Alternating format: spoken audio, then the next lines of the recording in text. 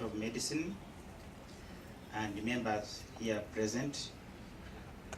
I welcome you all to this function, the first of its kind in our university and in Uganda. Thank you very much for coming. And I welcome our students. You applied when we advertised this course, and I congratulate you for being admitted to this course.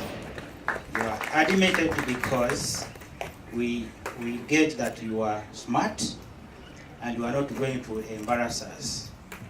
So I don't have much to say, but I would like to wish you the best of this function. Thank you very much. Thank you very much, Director Batwala. Dr. Patrick Ogwang, kindly come to the podium to give your remarks. The Deputy Mayor, Mbarara Municipality, I think it's become a city soon. The Vice Chancellor, Mbarara University, Professor Celestine Pua, Academic Registrar, Director Graduate Training and Research, the Deans, particularly Deans of Faculty of Medicine, Professor Gertrude and Dr. Joseph Ngonzi, staff of Mbarara University, staff of MAST, our students, parents who may be here, all invited guests, and the crew, the video, the photography crew. I want to welcome you once again to this great day and function in our university, in our country, and in Africa. I stand to speak before you as first the head of Pharmacy School, Mbarara University, Science and Technology. Secondly, as the principal investigator and the presenter leader of Pharmabiotechnology and Medicine Center of Excellence in this university. And lastly, as the president of pharmacists in this country. I want very much to start by saying I've worked in a number of places, including Ministry of Health before. But when I came to Mbarara University, I found that the top management, the senior management, and all involved management in this university are very cooperative and very welcoming. I want to thank the university so much for that. There is no office I've been to, and somebody has told me, I'm busy, you wait. Not even the Vice Chancellor's office. I think Mbarara University has great potential to become one of the greatest universities in Africa. Pharmabiotech started a long way with our very Vice Chancellor, Professor Celestine Pua, leading us as a team and working until late in the night to ensure that we win the grant from the World Bank to bring new programs to this university. Pharmabiotech is greatly the reason behind the beginning of the program that we're celebrating today, which is clinical pharmacy. And without the help of the university leadership, we would not have gotten that grant to this university. And I know that with the current leadership we have, we will win more grants. As already you're aware, many grants are coming to this university, and we'll begin excellent programs in this university, and this university will continue to rank among the highest in Africa. Today, I don't want to speak much, but I want to say clinical pharmacy that we are starting today in Uganda, as already Professor Tamkom clearly stated, is so vital and has been lacking in this country. Though we have been training pharmacists for the last 30 years, most pharmacists do not work in hospitals. They do not take care of patients. And because of that, we have had a huge gap in who is responsible for the drugs that the patients take. It's not just enough to dispense medicine to the patient. You must go on to follow that patient to see that the patient is benefiting from the medicines. But who has been doing that? Nobody. I want to believe that the clinical pharmacists we are starting to train here today will know what the role of a pharmacist is. The pharmacist's role is not to count tablets and dispense them. The pharmacist's role is to ensure that there is no harm caused by the drugs that the patients are taking, and that the drugs are working as expected to benefit the patient. As Professor Mkong said, we have a serious problem in this country in Africa, in that patients are given so many drugs to take. I have witnessed so many instances of patients prescribed medicines for high blood pressure, and the medicines start making them develop cough, and they go back to the hospital and they add medicines for cough syrup, and they continue to take and they continue to cough, and they go back and they change medicines for cough, yet the cause of the cough is the medicine. Until that person gets into a pharmacist who is serious, to know that what's causing the cough is not the disease exactly, but the drug for high blood pressure which is prescribed. And I want to believe that Mbarara University today has started a journey of training this caliber of persons to help us in this country and even beyond. Uganda is estimated to require currently 600 clinical pharmacists. 600. With the current training of 25 per year, we need like 30 years to train 600 if the population of Uganda remains the same. And if nobody goes out of this country, which is impossible.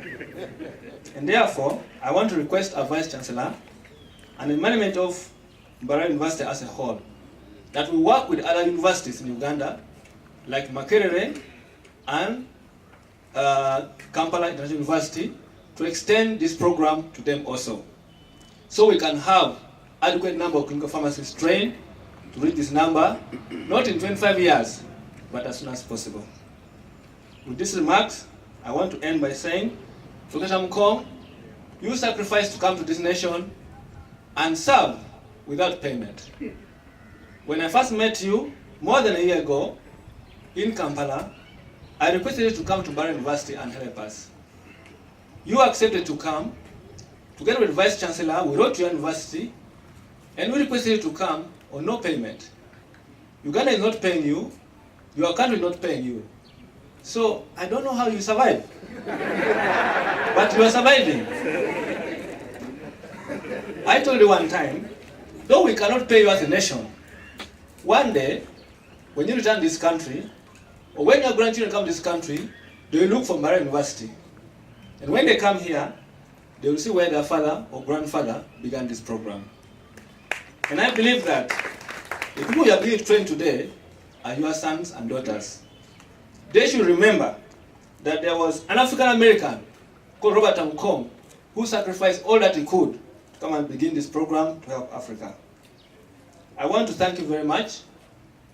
I want to pray that we may ask your university again to allow you sacrifice for one more year, in addition to the 2 years we requested. Because the program has begun late than we had planned. I want to, at this time, also thank all who have come from different places to be with us in this program. And I pray that God blesses this program, and that this program shall be a blessing to Uganda and also Africa at large. Thank you very much. Your Lord, the worship, Deputy Mayor, Vice Chancellor, Academic Registrar, Mbarara University of Science and Technology, Professor Robert Mkong, our Program Coordinator of Clinical Pharmacy, the Center Leader of Farm Biotrack, and Dr. Kasim Tolo in absentia, invited guests, ladies and gentlemen, you are welcome. As Dean Faculty of Medicine, I take this opportunity on my own behalf and on the behalf of the faculty that I am leading, to welcome you in your different capacities. I especially want to welcome our pioneer pharmacy, clinical pharmacy students. It's a great delight to see you. And I also want to acknowledge the professors, the lecturers, and everyone who will be involved in your training. Thank you all for coming. This is a great day for Faculty of Medicine. And as I sat there listening to Professor Tamkong's submission, I could not restrain myself to think that Faculty of Medicine, in the next 6 or 7 days, we shall be celebrating our 29th birthday in this institution as the very first faculty in Mbarara University of Science and Technology. We may probably think that 29 years, we are still young. Others may consider us as grown-ups. But as a dean, as I sat there, I thought, as a faculty, we shall not stop dreaming. Dreaming is not only for children. Dreaming is not only for old people. We are going to dream, and we shall continue dreaming big. And it's because there are people who dreamt that this institution will only succeed, and there is no option to succeeding, but succeed we must. Those who came on board later on, and they sat, and they wrote, and they applied, they responded to this call, I want to salute you. And I want to acknowledge our Vice Chancellor. I want to acknowledge Anka. I want to acknowledge Dr. Ogwang. I want to acknowledge Dr. Kasim. I want to say thank you for everyone who sat. I have participated in applying for grants. I know how hectic it is. But I also want to acknowledge and to appreciate World Bank for believing in MUST. I mean, there were so many institutions, but they believed in an institution, perhaps which so many people do not even know about. And here we are this afternoon. We are adding on to what we started a couple of years ago. We already have PhD students under the farm biotechnology and tradition medicine program. I may have not acknowledged the PhD students and the master's students who are here, but I do take note of your presence. But this day being a very special day for our students on the clinical pharmacy program, allow me to just concentrate on this group. My dear students, you have come to be admitted not only to a well-recognized institution in this country, but also in the region, but you are joining a faculty with a difference.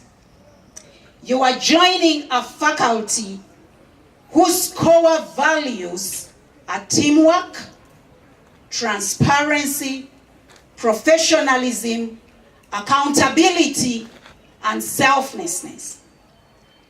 And our coming this afternoon or today to witness this first white coat ceremony in this country, in this region, is an indicator that we are going to hold you accountable.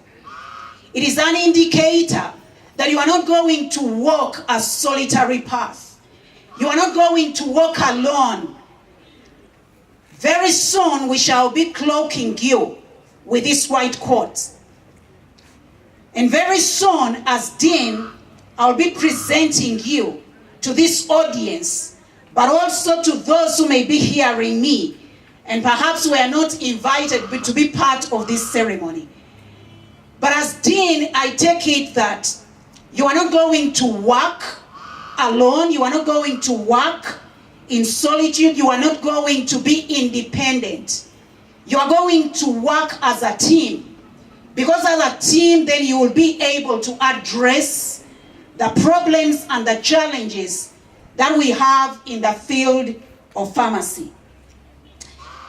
As a faculty, our vision is to be recognized as a center of excellence in health sciences, education, research, and community service. In the way we are being recognized, we are not being recognized with a blanket covering us.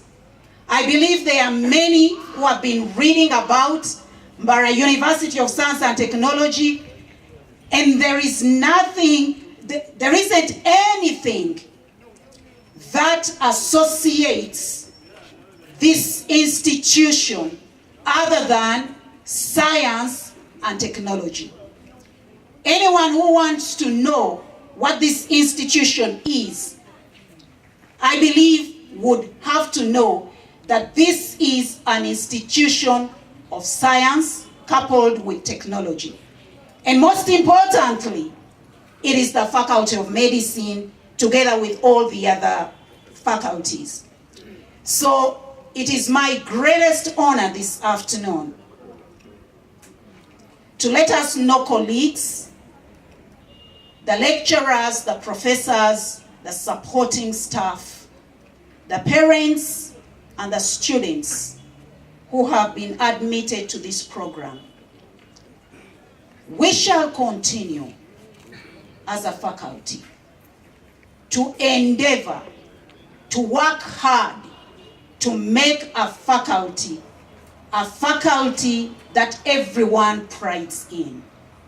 A faculty that does not only give education, but a faculty that endeavors to train men and women who will go anywhere in the different corners of this nation, globally, and they will work.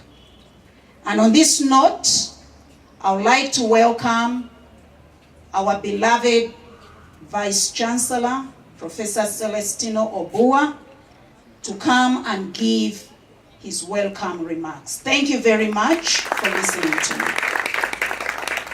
MC Mr. Dennis Lukaya, I'm not going to baptize you with any name. Deputy Mayor, Your Worship, thank you so much for honoring our invitation. And it is a pleasure for me to see you, if not the first time, at least I've seen you now. Professor Tamukang, Dean, Faculty of Medicine, the Head of Department, Pharmacy Department, Academic Registrar, leaders in this university, colleagues, ladies and gentlemen. I think the speakers before me have said it all. The risk of speaking last is normally that you begin to sound like a broken record because you begin to repeat what everybody else has already said.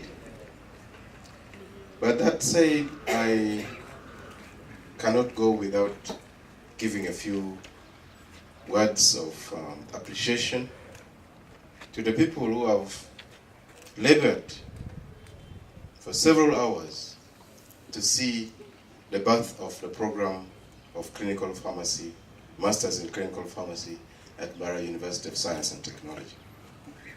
That in itself is one of the biggest achievements of my life.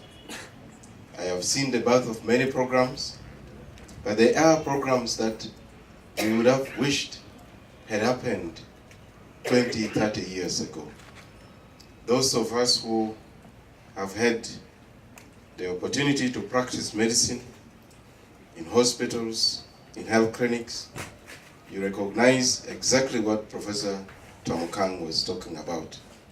The issue of use of medicines appropriately, and yet it leads to ill health in the persons who use them. Of course, there is the inappropriate use of medicines that we cannot speak a lot about. We hope that your training will lead you towards minimizing that. He talked about people who are loaded with medicines, more than 5 drugs prescribed for one disease condition. A term he used, polypharmacy. That is one of the most inappropriate use of medicines that today the world suffers from. The pharmacist who has been trained in Uganda and the region has had one of the biggest problems of lack of professional progression.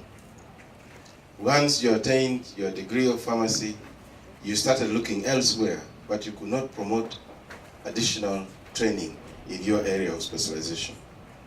So you either turned to do clinical pharmacology, you turned to do microbiology, you turned to do business management. Some of you are going to do MBA. What's the BBA? MBA, and things like that, because you're looking for an opportunity for growth. And for years, I have been involved in the field of academia. Before I came to Mbarara University of Science and Technology, I was at Makerere College of Health Sciences. And we have always dreamed that there should have been an opportunity for masters, those who graduate in pharmacy, to get an opportunity to grow beyond going to sit behind counters to dispense medicine, to demystify what pharmacy is about. It's a shame if people out there think that pharmacists are businessmen and they are not scientists in their own right. And I hope that this program, which has borne fruition now at Mbarara University of Science and Technology, is going to demystify what a pharmacist training is. That indeed you are health professionals. You are supporting efforts towards ensuring that a community, the population that we exist in, are able to live healthily. They're able to come to hospitals, treat the ailments that they have, and ensure that they can live longer in Uganda and the rest of the world. However, one thing we must recognize is that as human beings, humanity is beset, or we are enjoined with one common problem. One is we must live. Everybody struggles to live. But in the process of living, sometimes we have problems, health problems. Of course, I'm not going to talk about economic and so on. All those other problems culminate in one big problem of health. If you're poor, you're unhealthy. If you're very rich, you're unhealthy. You want to doubt that? Well, Professor Tom Kang could tell you the biggest challenge in the country that has come from the United States today is not undernutrition, but it is overnutrition. So all of them is we bracketed it as malnutrition.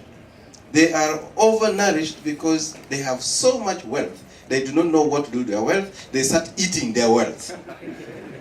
And in the process, they develop diseases. So we as human beings, we are enjoined with the problem of health. Health is one big reason why we struggle to ensure that we eat healthily, we drink clean water, we breathe clean air, and live in areas that have a certain level of sanitation. The universality of care, of health care, is what we are talking about today. That in health practice, it is not a one-man, one-woman job. It's a team